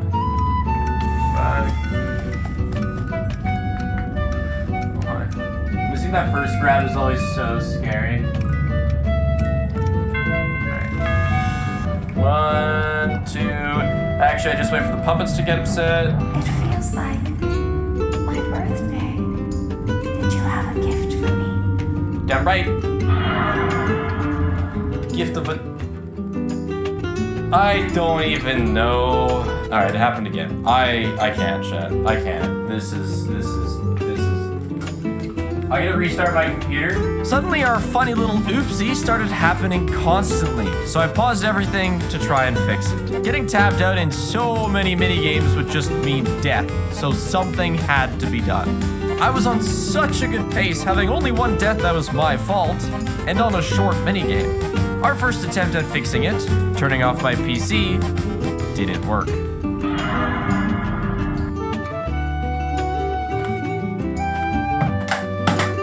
I was super pleased, very pumped. A couple fix attempts later, and I closed the program I used to see chat in case that was causing it. This is test 42068 of why VR streaming sucks today. I'm all alone. At least if this doesn't work, then we'll know it's not because of chat. And I can get chat back. Oh my gosh, Spiff, you're so good at every video game ever. Wow, thanks. And your streams are flawless masterpieces. How did you learn to be such a technical genius? Well, you know, it takes time for sure. But when you know computers in and out like I do, it really just comes super easily. Whoever said to sacrifice us earlier was right. It was. Okay, this will probably be the laugh. So I continued to Fredbear and we managed to beat it without running into the death bug. Problem was solved, but I wanted chat back. What's my laugh, bruh? Oh. Cool. That's when we found the one setting that was causing it all. That one setting that 4 days prior when I had last practiced Helped Wanted wasn't a problem. We just turned on block cursor input. That sounds pretty nice. Okay. Rest of VR, no deaths. I might die to the repairs. I sometimes make mistakes with those. Okay, this next repair is like my favorite.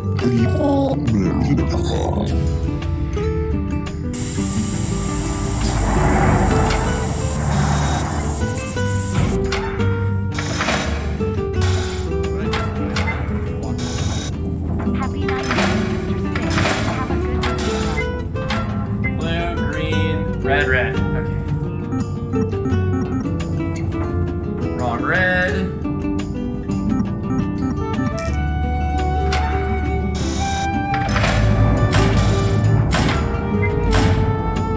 That's such a cool vent repair. So if you don't know, the way this one works is it just has everything available all at once. So you can just like pop, pop, pop, pop, pop, pop, pop.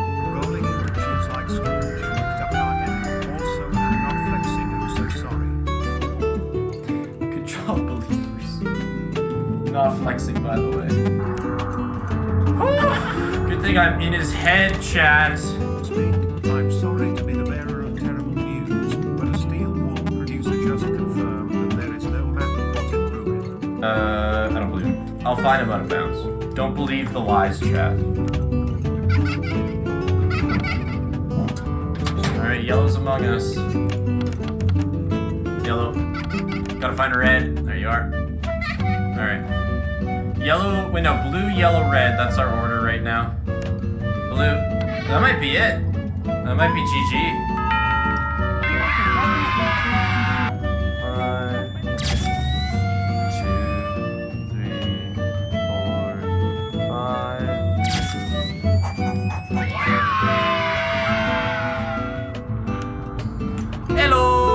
I used to go swimming at my one friend's house, like at his, backyard, in his backyard pool.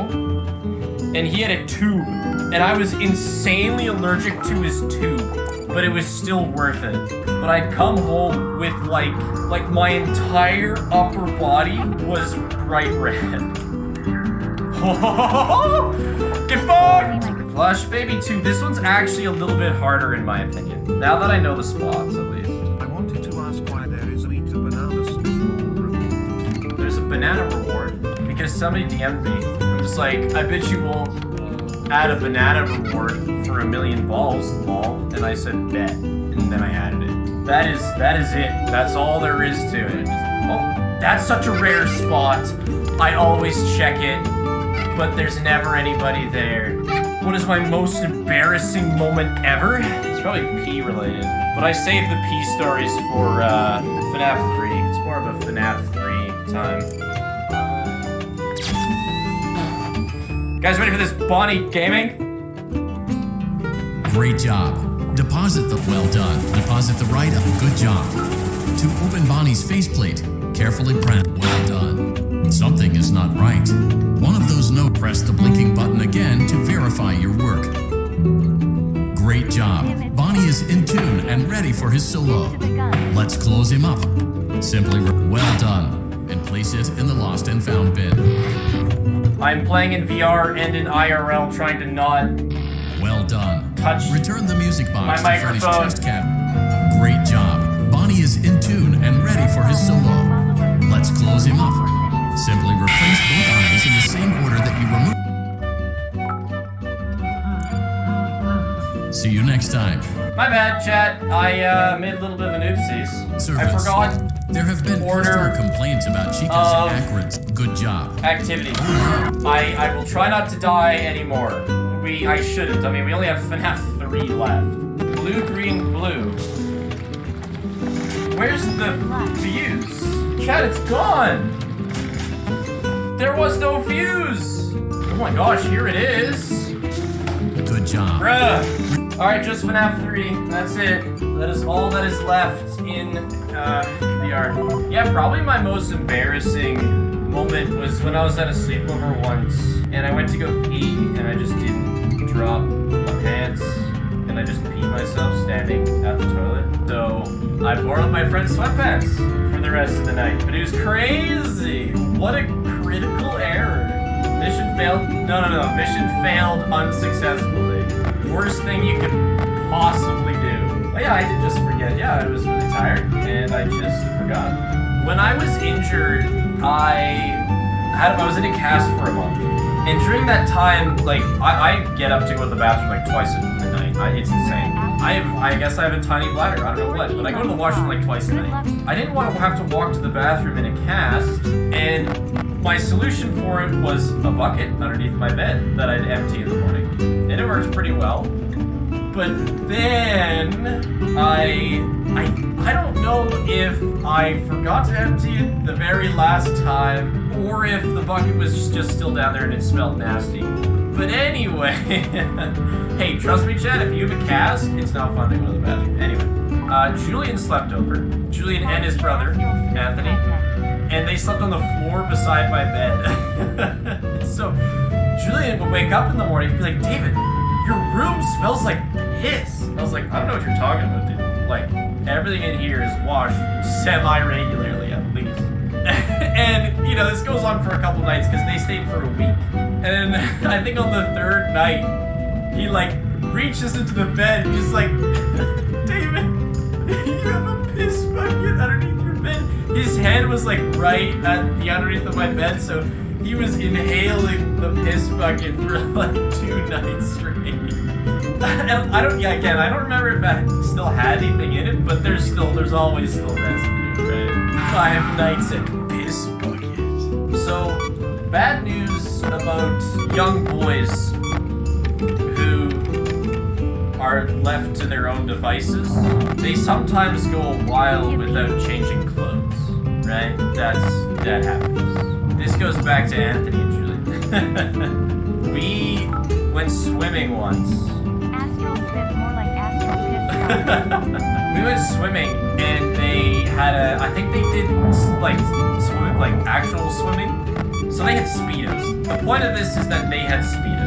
And it turns out, for them at least, Speedos double excellently as underwear. And so for a few days at a time, when we'd go swimming, they would just continue to wear the Speedos as underwear. I don't know how long it was. You could go to Julian and ask him. I'd actually love for you guys to go to his stream at some point and ask him. He changed his YouTube channel name to Dr. Wigglesworth or Mr. Wigglesworth, one of those two. You guys can go ask him how long he spent using his Speedo as underwear. That's worse than the piss bucket. I don't know. Piss bucket's not good. I'm just excited to see how... Chat, I need to stop doing that. In practice, I died in this game because I kept pressing the cams, just like hanging out.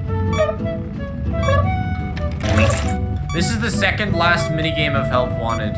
You look so funny in this game. I don't know, something about the shape of your head just isn't quite right.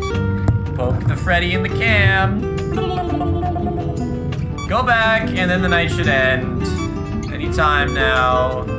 And... It's Buddy! Let's go. This is a PB. This is the fastest I've ever completed Help Wanted. It would have been even faster if it weren't for my couple bullshittery deaths. This is the last time I will play this game for probably 6 months, and I am so down for that. I am done with your shit, Pizza Man. By the way, it still clicks like I have it. Alright, that's it. That's time. Let's split. Bam. Over 45 minutes saved. Feels good, man. Help Wanted is dead. After weeks of practice. Success. The 45 minutes I knew I could save had been achieved, in spite of the few minutes I lost to having one setting wrong I didn't know existed. But I can say after playing it so much, I have a new appreciation for many parts of Help Wanted, but also a new hatred for that music box. Moving on to FNAF 1, I had no time to save here, basically. Having beaten it deathless last marathon, I had to beat it deathless again just to stay on pace. Let us get to business. Now I eat nuts until 3 a.m. We have to make a decision, chat. Are we gonna stream Ruin when it comes out at 11 p.m. my time? Or should I wait until the morning? Or should I stream through the night? Can we have a poll for that, actually? I'm curious. Holy crap, this game is so slow. Trail mix is delicious. It's keeping me going. It's a lot healthier than whatever I ate for the last marathon. I had potato salad, Pop-Tarts, and chocolate. What did I eat, chat? Like pudding and a cookie or something? No way somebody redeemed banana? What? No. No way. That's not... You guys are just making that up. What? Dude, I don't have a banana. I'm gonna have to tell Paige to pick me up a banana. Are you kidding me? Somebody actually redeemed it? Who? Loaf the Spiff Cat. Oh my gosh. What? It took you guys like a year to redeem Monitor Punch. I said I'd eat some of the peel. What the hell? She said, haha, when do you need it by? I said, no rush, but please in the next few hours. So there we go, chat. I'll be eating a banana. It cost 1,000,000 channel points, Spiffballs, to redeem Make Me Eat a Banana. For some perspective, I didn't think a single person even had that many. Question, chat. How bad is AR for doxing yourself? Like, didn't, a whole bunch of YouTubers played it. Did they edit it? 8-Bit Ryan blurred his screen? Oh my god. It leaks your IP. Not that many people stream AR, do they? That's a bit of a problem. Just don't play AR? I want to fuck around with it a little bit, especially FNAF 3 Night 1, because we have nothing else to do.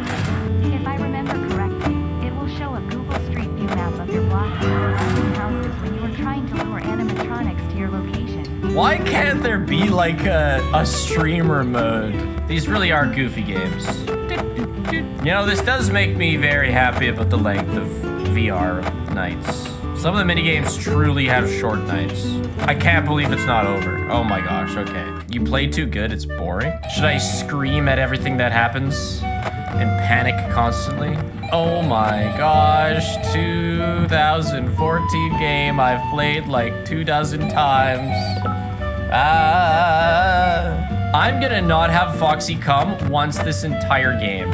We are going mega rhythm game all over his ass. Have you ever looked at people's heads and like wondered what kind of sports ball it more resembles? Like sometimes you look at somebody and you're like, yeah, that's more of a football, or like that's more of a rugby ball. There's 3 types of heads, chat. There's basketballs, American footballs, and rugby balls. Those are the 3 types of heads. I think I'm more of a rugby ball. I don't have basketball. No. I don't got the roundness going enough. That's why I'm rugby. So football is like you're slender and long. Rugby is like kind of round, but still. What's funny is that's almost how motorcycle helmets are classified: round oval, intermediate oval, and long oval. That's what I'm talking about, chat. I know my head. You forgot egg? You know, I think you're right. We can add egg to it. You're either an American football head, a rugby head, an egg, or a basketball. I've never been doxxed, but I have leaked my IP on stream before. I went through the settings of my Switch once, and it just had my IP. Holy crap. Foxy isn't even like poking this. Man, I really set myself up for this, but Foxy isn't even poking his tip out the curtain yet. So I'm looking at the AR map right now, chat. It doesn't look like my address. Oh, wait a second. Oh, never mind. Nope, it is. It was upside down. Just show us, Spiff. We'll confirm it's not your address for you. How accurate? 100% accurate. Like, there's this even part of my street. Like, it continues on straight, but not quite. There's a bit of a turn that you have to do in the middle of the intersection, and it's got that. I shit you not. You could dox me with this layout. Quick Loaf, now's your time to finally dox him.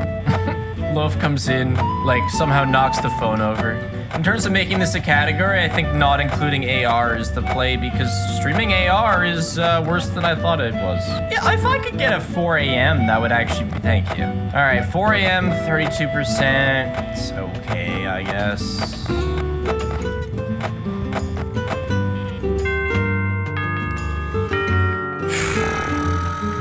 Bruh, why'd I lose time? Oh, because I had to restart the game because it didn't tab in properly. The one bites the dust, chat. FNAF 1 done. On to 2. FNAF 1 was a success and had the banana redeem. Something that would have much more of an impact than I ever would have expected from a troll redemption. I also one-shot FNAF 2 last marathon, so I again had to play perfect to maintain my high quality pace. I'm opening the game for the first time again, which means I have to like catch this endo again. Yeah, this doesn't start until the phone calls. Flashlight helps locate them, but be careful about the battery. Okay, chat, we are going to attempt. We are going to attempt to do a little bit of AR without doxing ourselves. Let's do it. Oh boy, here we go. Ah, shit, I gotta play the game now, too. Here we go, chat. Goblin Man, thanks for the bits. I am also worried. I'll turn it off every time I do any sort of like scene change in the game. See, please don't dox yourself. Where's this ambience in Help Wanted? This ambience is, I mean, it's been memed to hell, but it's good. God, playing night 1 like night 5 is unhealthy. New people get to see the dogs cam. Hey, it's not dogs cam. Okay, so now I close the dogs cam. You get to look at something else. Shield buff, no way! I know, it's pretty crazy. Wait, was that only night 1? I thought I was on 3 now. Oh my gosh, okay. That's a lot of vent noises for you guys to do nothing.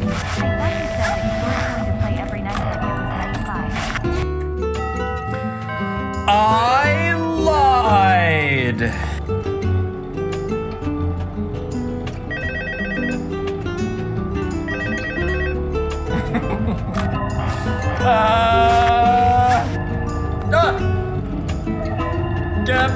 I can't do this.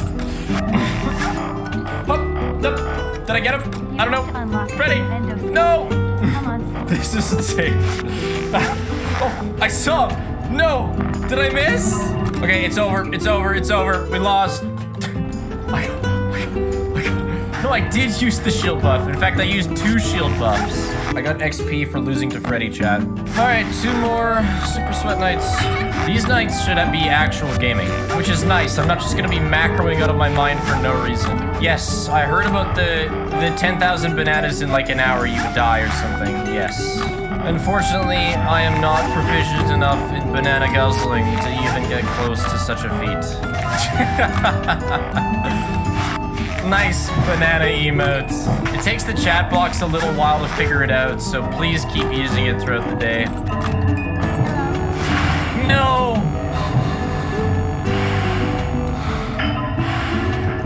Oh, thank you, Toilet Body! Okay, one more time. Here we go. Okay, I have to sweat. I gotta sweat. I gotta stop talking.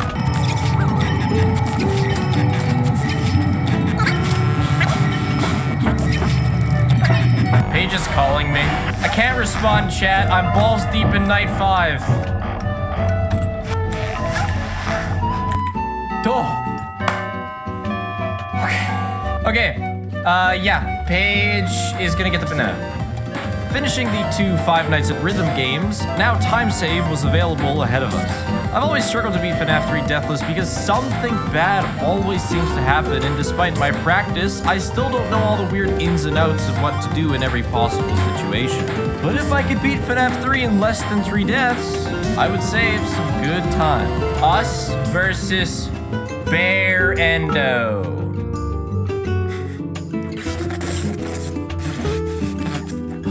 Ah, what a shame. Hey, shh.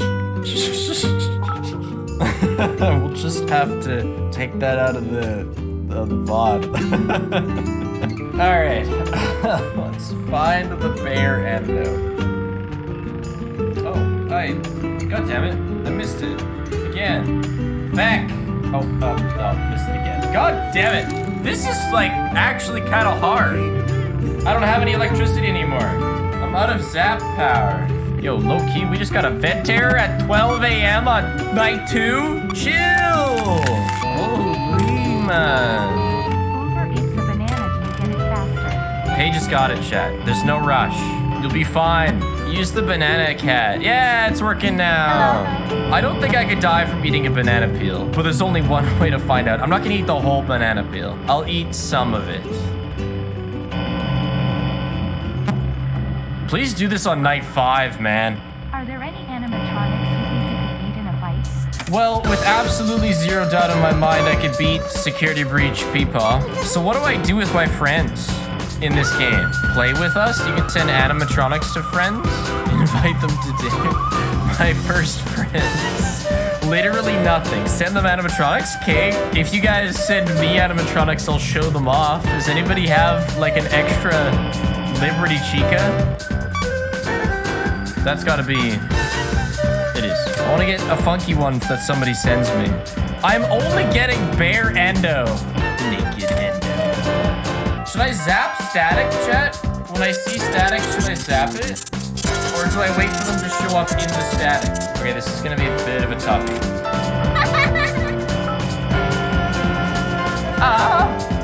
It's too late, chat. What an idiot. He went back in the vent.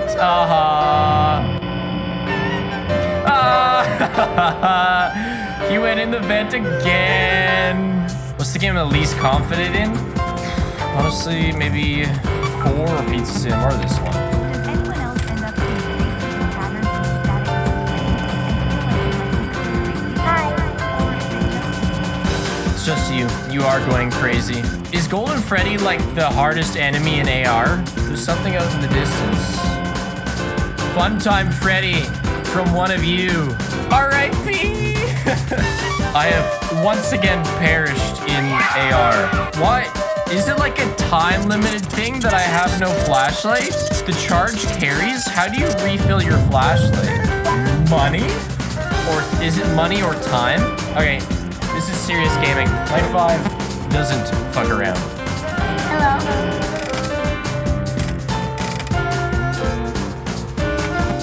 We caught the Foxy Phantom. Let's go. Gaming. What a guy. What a guy. Let's go, Springo. Dude. No. No. Hi. Oh, never mind. Fuck me. Wow. Wait, what? I don't get it. Is that a hallucination?